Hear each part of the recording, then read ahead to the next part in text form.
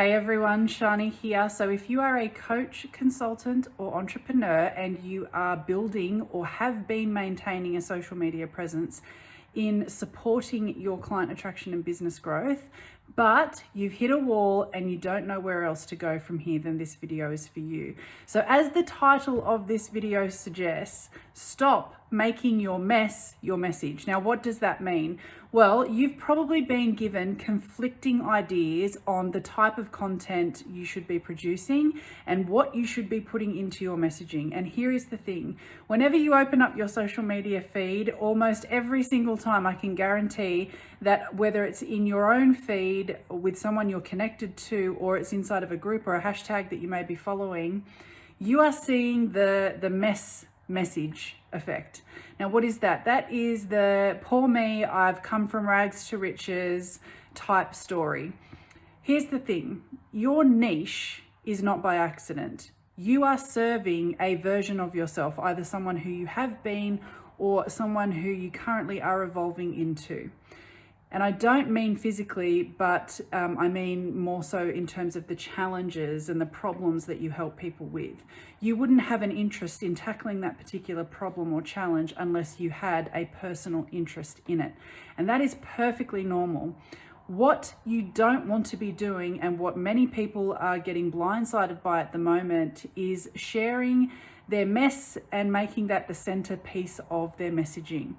At the end of the day, no one truly cares about you unless you can put you in the context of them. So when we start content, or we make the centerpiece of our messaging about the poor me story and how we've come from, part A to part Z, ultimately what you're doing is you're making it about you. And while you do want to be relatable, and it's perfectly okay to be sharing yourself and parts of yourself and where you've come from authentically, it shouldn't be the centerpiece. Because if you make your mess the key theme to your message, then all you're doing is coming from that wounded place rather than coming from the place of service, and therefore having an abundance of people to serve. See, marketing is about making a connection, and sales is about providing a service. But you cannot sell or serve unless you can first make the connection.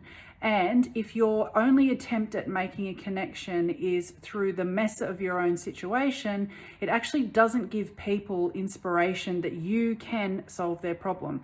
Because all people really want to know is, how can you help me, them, the consumer? So certainly you want to share parts of your story, but that will come later on. And people are getting fatigued with the message framework. So what to do instead? Well, it's really important for you to first of all understand the collective values of your audience, the macro values. And then you want to be able to drill into the individual values. So when you are speaking at scale and trying to build and maintain relationships on a wider scale, talking to the many, you want to know what their values are. And here's a tip. It's almost never related specifically to what it is that you do, but you want to be able to make the link so that you stop people in their scroll and can connect with them. And then you want to know what their individual values are when you're speaking with them directly, whether that's through a message or on a sales call, or when you get to serve them, so that you can continue to communicate your value in what's valuable to them. This is when we create a relationship of fair exchange. So you're not the centerpiece, nor is your audience, but it's about both people coming together in fair exchange.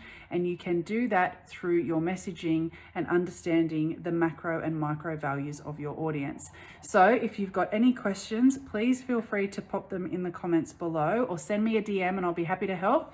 And if you liked this video, then click like below so I know and can keep bringing you quality business growth tips. Bye for now.